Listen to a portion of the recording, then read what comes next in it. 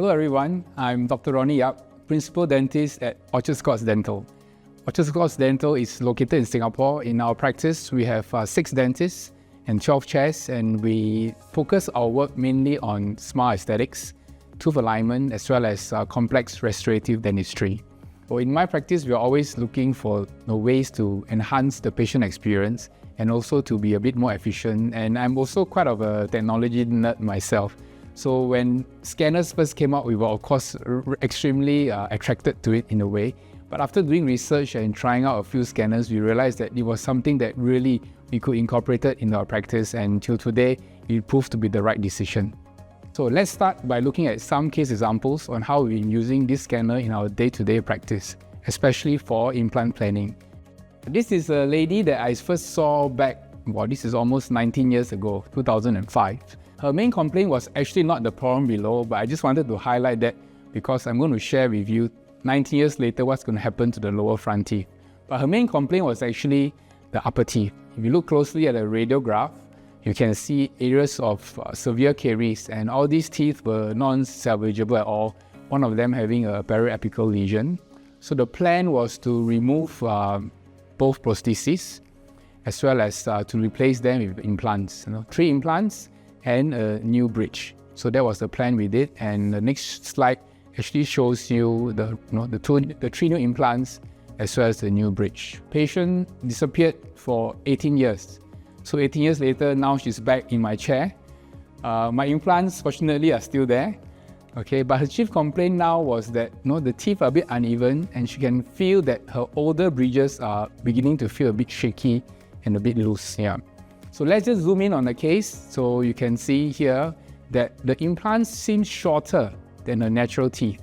Yeah. So as you all know, our alveolar bone continues to remodel. So nowadays we are a lot of caution when it comes to placing implants in the aesthetic zone, especially in younger females.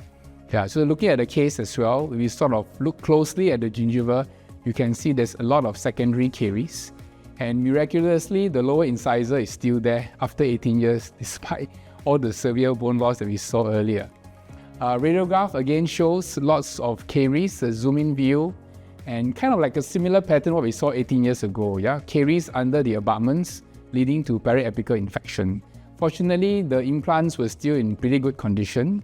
And then now has become a complex case. We have decided that the prosthesis couldn't be saved anymore. In fact, the roots also had to be removed. So you can see these are the teeth that we decided to extract. And when we remove the bridge, you can see really it's all unsalvageable. So the complex part about this case was the planning, right? How do we transition the patient? How do we allow the patient to live with teeth if we were to remove all the current bridges? So for the first stage, we need to be able to provide a scan for the laboratory so they're able to manufacture the surgical stand for us and also provide us with a provisional so that the patient is able to walk back with teeth on the same day. Yeah. So what we did was we decided to use her old implants as support. So this is the scan of the patient, the pre-scan we call it, so the laboratory is able to make a new prosthesis to follow the similar contour, similar shape as the existing prosthesis. This is the scan with the scan bodies in place. You can see 3 scan bodies. And so with this scan is then sent to the lab, all the data can be uploaded here and is seamlessly sent to the laboratory, including the CBCT, which is crucial for digital planning for a case like this. And so with this scan is then sent to the lab is able to digitally extract the bridge and then able to then fabricate a new long span bridge. So this is the surgical stand that's back from the laboratory, and this is the first provisional prosthesis that we have for the patient. So she will have her extractions done and she'll walk back home using this prosthesis supported by the previous implants that we placed almost 20 years ago, as well as the new crown preparation on her upper right. So once all these are back in the clinic, patient is anesthetized. In this case, the new Trinix implants were placed by another colleague of mine, Dr. Darrell Ong. So flap was raised, all the teeth that couldn't be salvaged were removed, and then the implants were then placed. So we actually use the scan body as a support for the surgical stand for this case, just to guide the position of the implants. So the implants were then placed using the surgical stand in the right position and right orientation So this is a slide showing the 3 new implants. You can see the 3 new shiny implant holders, and flaps were closed, graft material was placed, and this is the new radiograph showing the position of the 3 new implants. So as you can see on this slide, these are the 3 new implants, and then the prosthesis is already with us, and we are able to deliver the prosthesis immediately to the patient, supported by the 3 implants. You can see the 3 access holes, and on the upper right, the non-functional molar is used as a crown to just provide some posterior support to the temporary prosthesis. So as the gingiva is healing, patient is recalled back, and we progressively reline certain parts of the prosthesis in order to form a nice soft tissue emergence profile for the final prosthesis. So this is the patient after healing with the first prosthesis that was relined along the way. You can see some of the socket which has been formed. And then now at this stage, we are able to do the second stage surgery. So following the second stage surgery, we are able to scan all 6 implants. And again, this information is sent to the laboratory. Something I want to share that's a little bit unique in this scanning is that if you look very carefully at the scan bodies, what we did was I actually added flowable composite, or like little composite balls. The reason being that all scan bodies look very similar. So when you are scanning, sometimes the scanner gets what we call a bit confused when they're trying to overlay the scan bodies. So by adding specific characteristics, in this case, a composite ball in different portions of the scan body, the scanner is able to identify and place each scan body in the right position.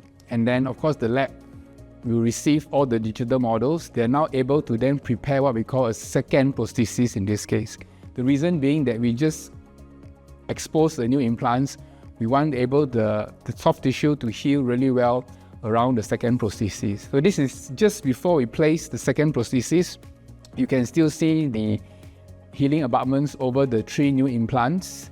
And this is the second prosthesis in place, supported on the upper right by additional crown preparation. And this is the patient going back with the new temporary restoration in the mouth. So we wait another 1 or 2 months to allow the soft tissue to heal. This is at the end of healing, and we are ready now to actually do the final scan or the final impression for the final prosthesis. And this is just a photo of the leg prosthesis. The soft tissue is also 3D printed, and then we're then able to try it into the mouth. And if it fits well, we're able to adjust, tighten all the screws. This is with the access holes sealed up with composite. And this is our patient. So 18, 19 years in the making. Now let's go on to the second case. This is a young lady who came to our practice. She wanted to improve her smile. Seems straightforward enough. So we took the usual digital photos. And zooming in on the smile, you can see something quite different. There seems to be like a missing tooth in front, but actually it was a fractured incisor.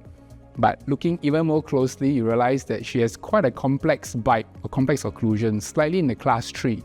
In order for us to improve her initial appearance, we started with some simple bonding of a front incisor. And after that, we went on to plan a case, and we decided to do some tooth alignment first prior to replacing her missing tooth.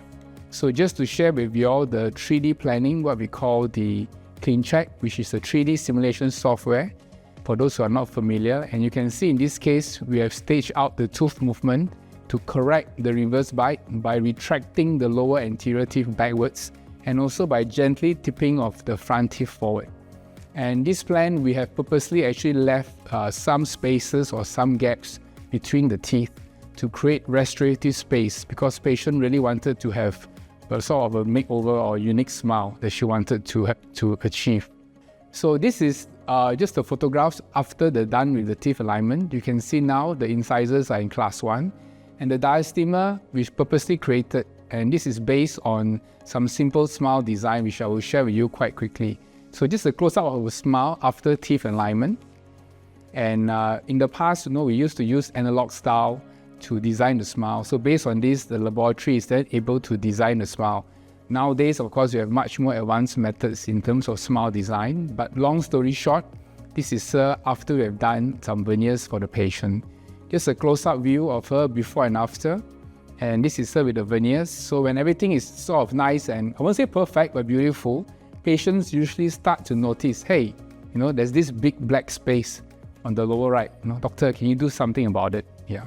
And we were actually intentionally planned this because we knew that it was impossible to close the space with aligners. We could, but I think it would take a very long time.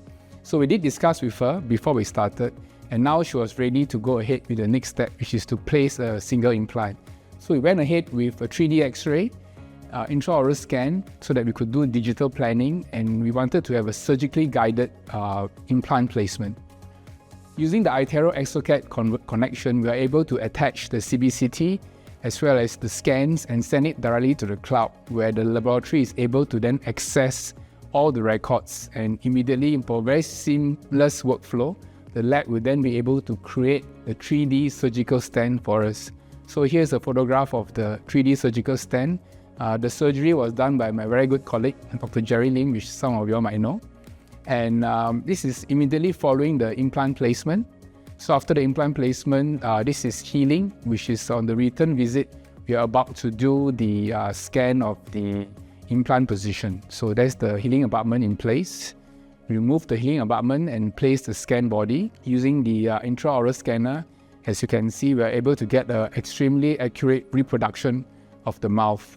Quickly, I would say very comfortable for the patient, no messiness, no PVS materials, no patient drama. Yeah, and not only that, it's highly super accurate. And then the scan, we can also take the bite, so both upper and the lower impression and the bite at the same time, really clean, and this again sent via the iTero exocad connector seamlessly to the lab. So the lab stage now, the lab is able to access the records, and you can use your favorite lab, provided they are also digital, to then produce the crown. And then this is the patient back in the practice a week later. We remove the healing abutment. You can see the nice healing of the soft tissue, and we are then able to deliver the crown. So this is the crown insertion. You notice the soft tissue is still a little bit low, but over time, the soft tissue will slowly creep up to achieve a very nice aesthetic result.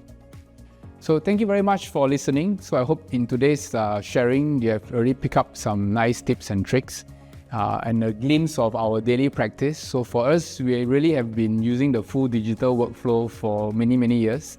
For some of you all who are still sitting on the fence, I think it's really time for you to maybe cross over, because not just in terms of workflow or a seamless workflow and extremely good communication with the laboratory, the quality of the prosthesis and the accuracy of the fit when it comes back is truly something to behold. So if any questions, of course, you can find me on social media, and I hope to see you all soon at one of the many international dental meetings.